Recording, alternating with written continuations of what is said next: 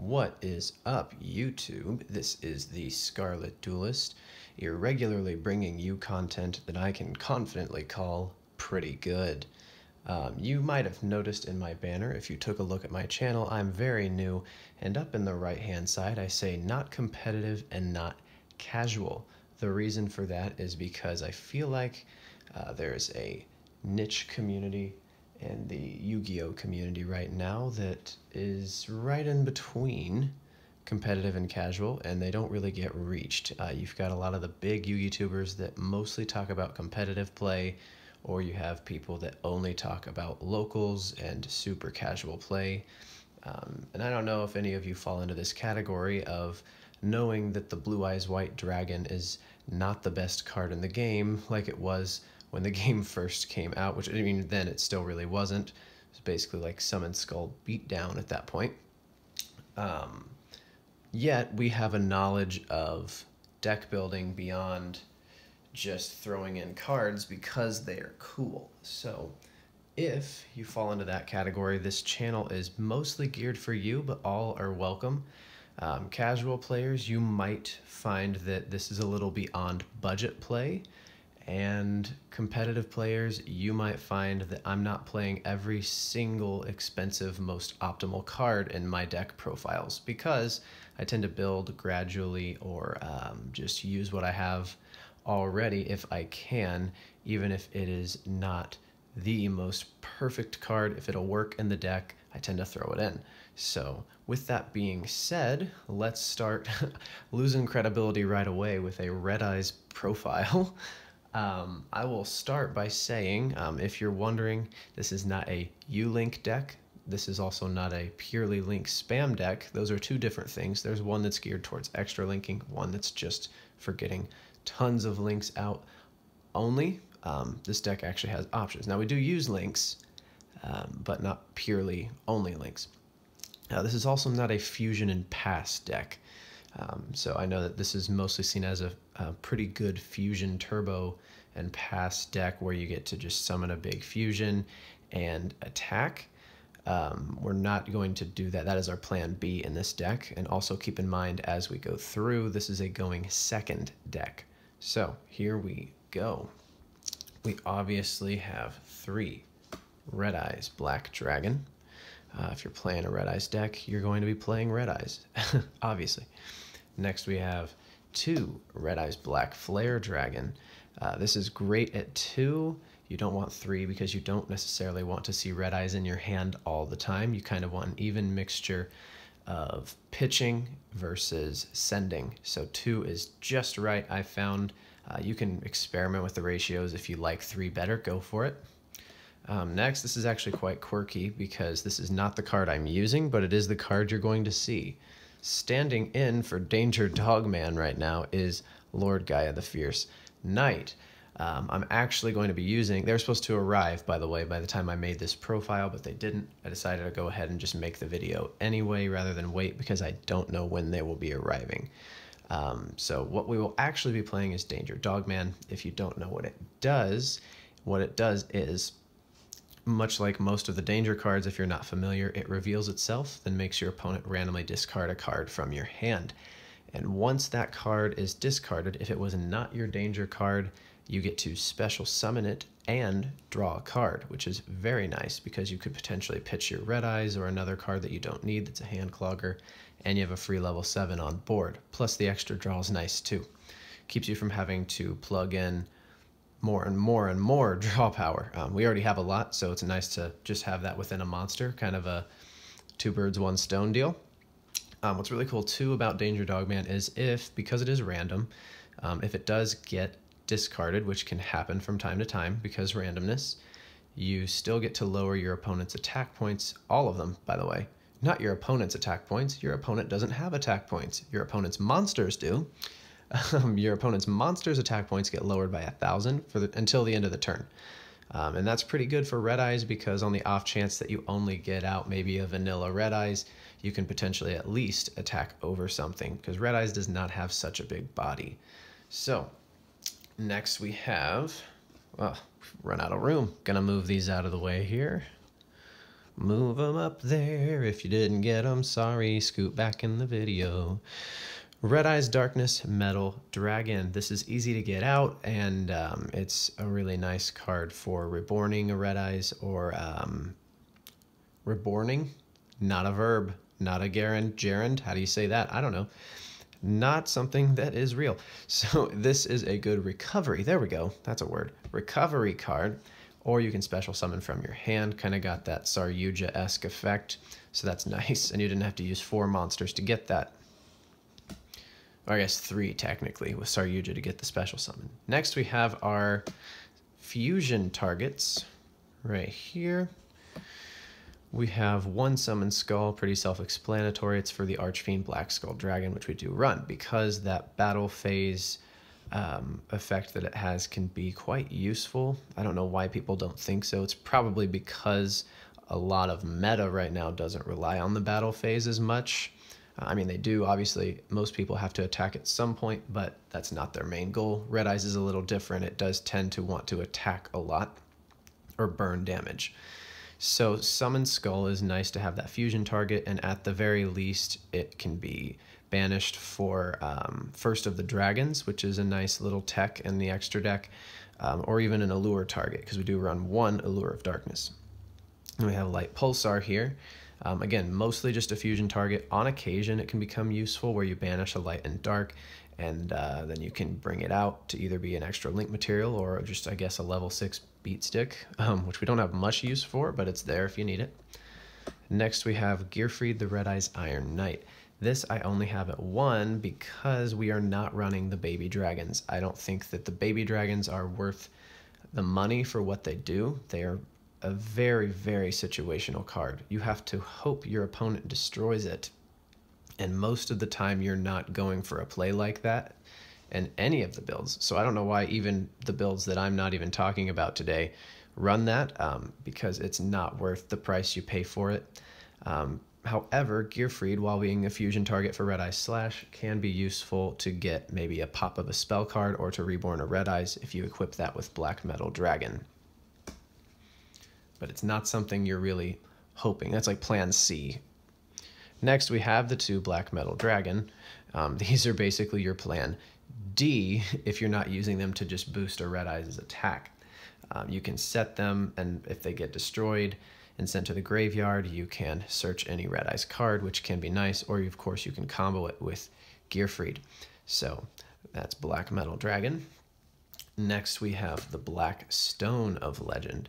This is nice because if you do get this, or you manage to special summon it with a few of our quirky special summoning effects, you can tribute it off to bring out a Red Eyes, and it recycles a Red Eyes back into the deck, and this can return to your hand to either use again next turn or use as an Allure target. It's up to you. But if you do shuffle it back, you cannot use the tribute effect, which is kind of strange, but hey, I guess it's overbalanced like some of the support is. Hashtag Dark Magician. If you didn't get that reference, I think a lot of the support for Dark Magician is just sometimes overbalanced. Red Eyes too, on occasion. Next, we have Hand Traps. This is where I fall between budget and casual pretty hard, because I cannot afford to get Ash Blossom at the current time. It's just not really something I'm willing to pay for. It isn't fantastic, that's not how we use words. It is a fantastic card, so if you have it, feel free to throw it in rather than Effect Veiler. Effect Veiler works really well too, and it does synergize with the deck a little bit. I'll explain that in a moment. And then we have Ghost Ogre, of course, because that's always useful. Like I said, throw in what hand traps you would like to. You do not have to use what I'm using. This is just what I've got. So it's what I'm using, and they're generally good most of the time. So that is it for our monsters. Next, we have our spells. Actually, you know what? We're just going to throw out the 1 trap we run and then go to spells. So 1 trap, Red Eyes, Fang with Chain. This is nice as your kind of your 1 interruption other than your hand traps, but you're going second deck, so that's why we don't run any other traps. You're just going to slow yourself down or brick if you go second and have a bunch of traps. We have some in the side deck, which we can throw in, because when you side, you want to try to throw your opponent off. So you're going to side deck for going first, with this deck. But for the main strategy, we're going second. Because again, if not, you're just going to bring out a board and pass, and it's protected, but you'd rather go second to get those damages in. So yeah, this is your interruption. This can target a special summon monster and steal it. And then Red Eyes becomes that monster's stats. It does not gain them, but yeah. And the bonus effect, if you don't end up using the steal effect, you can attack twice with that Red Eyes monster. Now for the spells. We got lots of recovery here, so I'm going to try to lay it all out at once if possible. I don't know if I can squeeze it all in.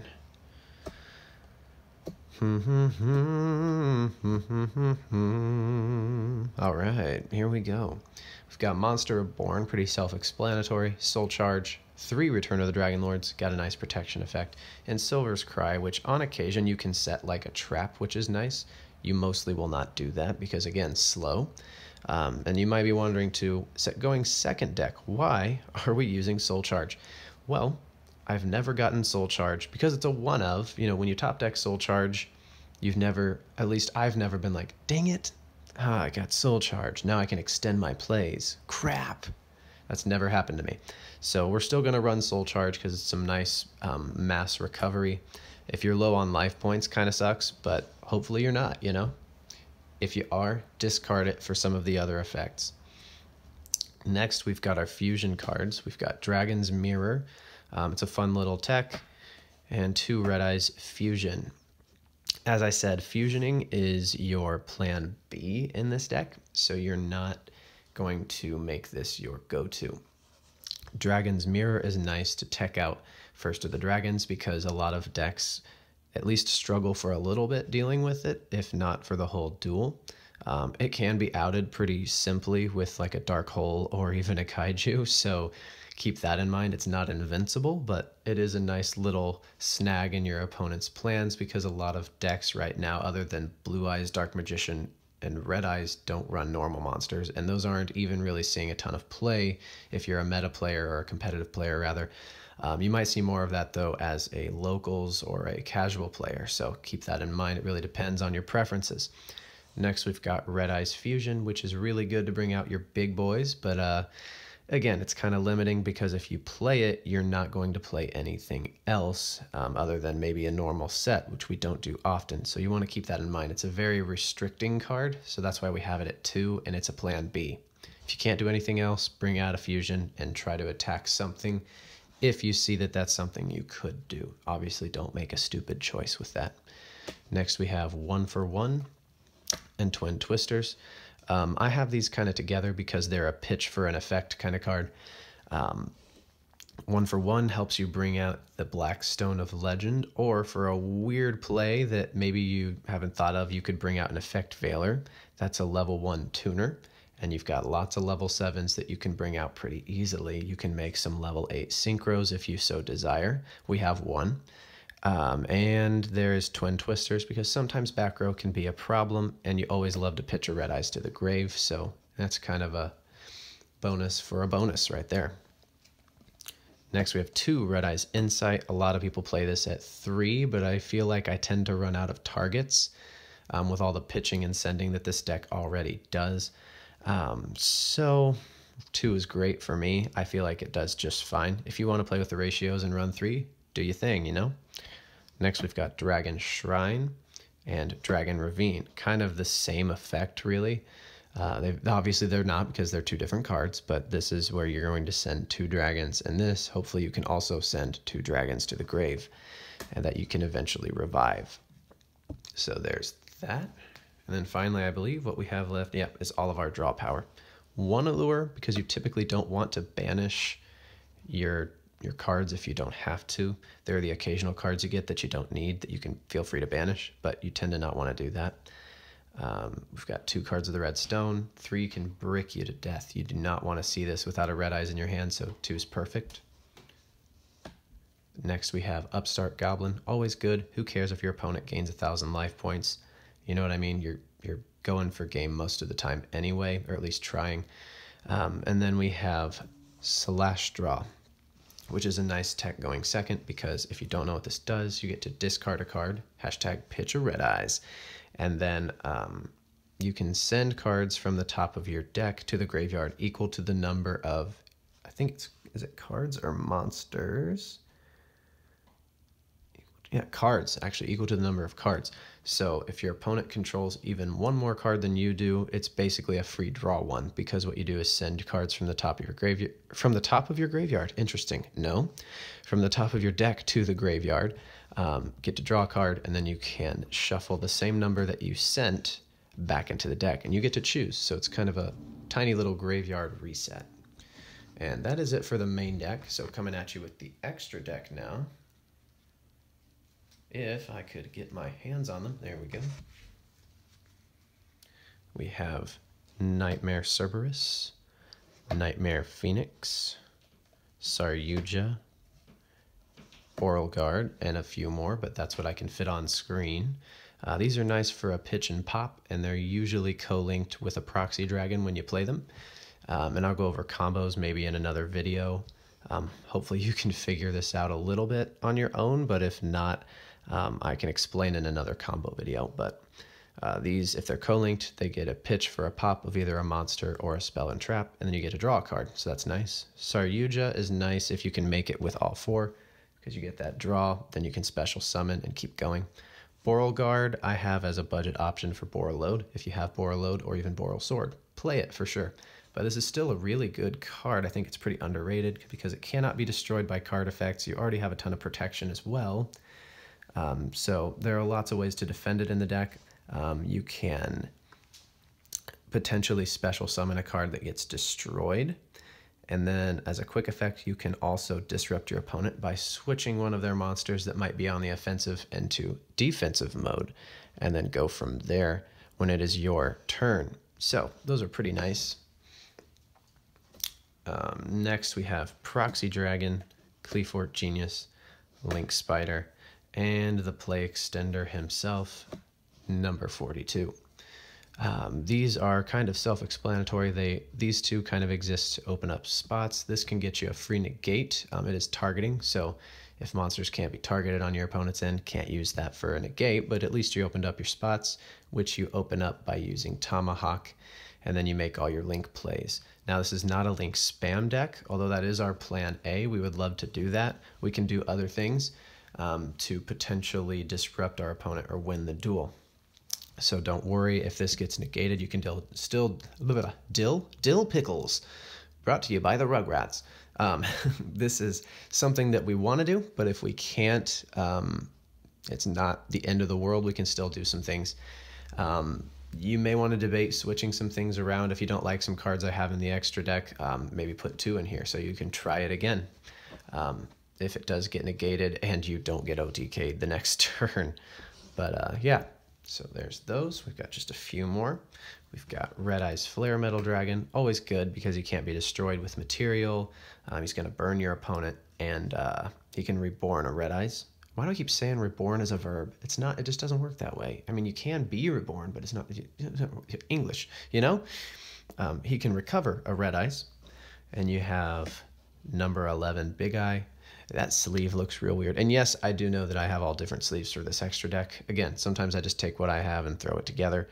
It's just the way it goes sometimes. So hopefully you can deal. If not, get out of here. See ya. Don't care.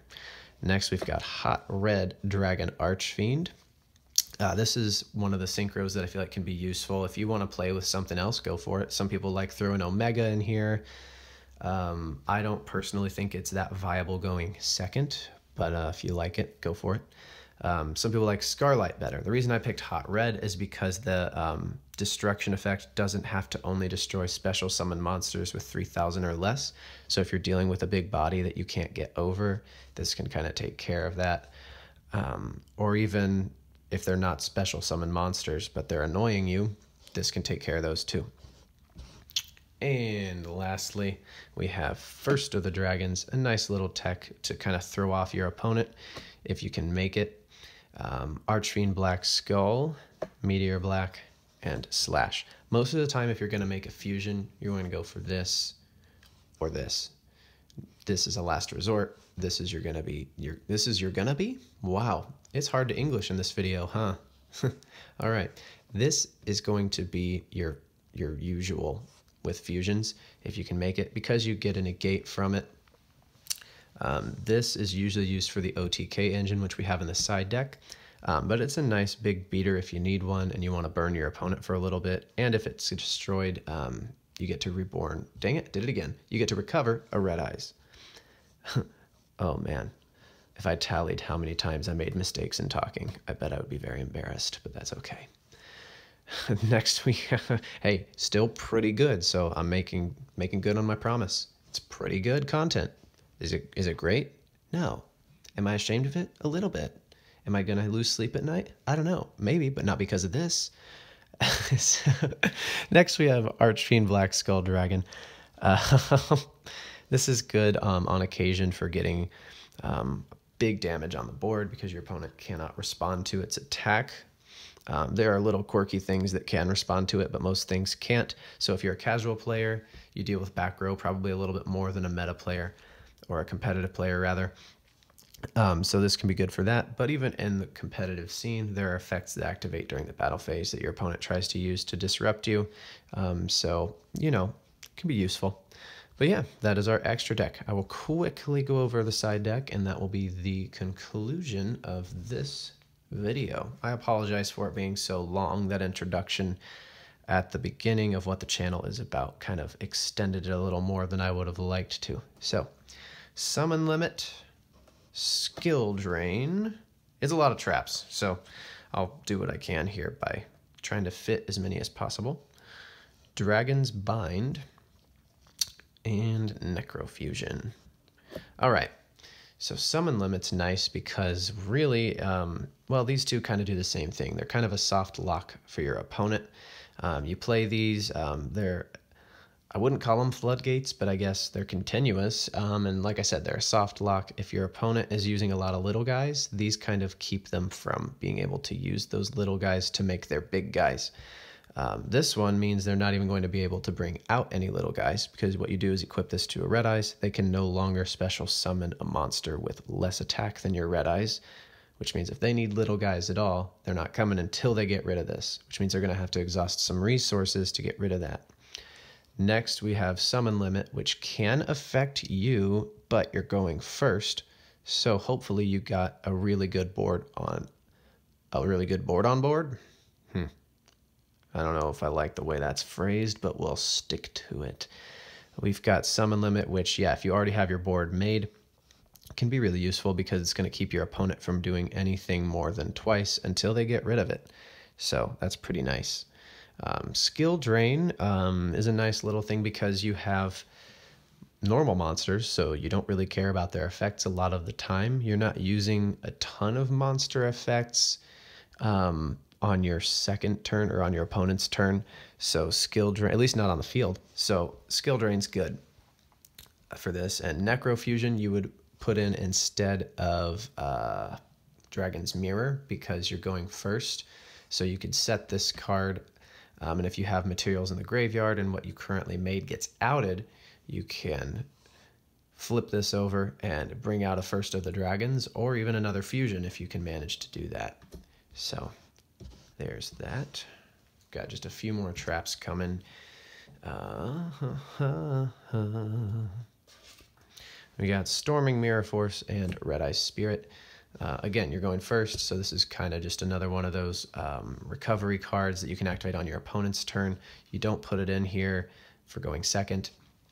And I don't use Return of the Red Eyes because I just find it to be slow and oddly specific. A lot of people disagree with me on that, and if you do, that's great. But if you're making your link plays going second, that's why it's not in there, because it's not useful yet. It's just kind of a slow card. And if you're going first, you're going to need it more than, you know, you need it now is what I'm saying. So playing it on the turn after you try and make your board seems kind of silly. So that's why I keep the recovery cards as spells, not traps. And Storming is always good as a non-targeting removal card if you need it. Next, got two Called by the Grave. Going first, you want to throw this in instead of your effect failures or whatever. You don't want as many hand traps, in my personal opinion, going first with this deck because they can brick you. This is a 41 card deck with all the draw power and the sending and just the deck thinning it does in general. 41 cards doesn't really make that much of a difference. So if you disagree, again, change it. I don't really care because I won't know. Next we have Inferno Fireblast at 3. Here comes the OTK engine. If you put these in with all the draw power and thinning you have, I would think it's at least plausible that you get the OTK, or rather the FTK off. If you don't, they're in there if you can keep yourself alive until you do. So it's just something you could throw in to throw your opponent off if you'd like to, but you definitely don't have to. You can just make it a going first deck by throwing in the other cards and still trying to build your board and create something that will disrupt your opponent, which is what I will say last. That's all for the side deck. So what I will say before we go is the main weakness of Red Eyes. It's got 2. Being interrupted at the wrong time can kill it, which is why it probably remains more towards the casual scene. But it can recover like crazy, and it's got a huge offensive power. And lastly, its final weakness is it lacks a lot of ways to make your opponent's plays hard. That's why you throw in hand traps for going second, and then maybe some of those soft locks if you're going to go first from sighting. So because you don't have a lot of ways to make what your opponent's doing difficult, and you need some ways to make your opponent's life a little more difficult for this deck to be competitively viable, even in a casual sense. I hope that does make sense to you. Like I said, we're towing the line here. We're making Red Eyes as competitive as we can with what we have. So thanks for watching, you guys, and have a great day. If you liked the video, like the video. If you didn't, I don't know, I guess either move on with your life, or if you feel compelled to be rude and comment, go for it. Not that commenting is rude, but I mean like rude comment. You just, okay, so yeah, and subscribe if you want to see more. If not, don't. See ya.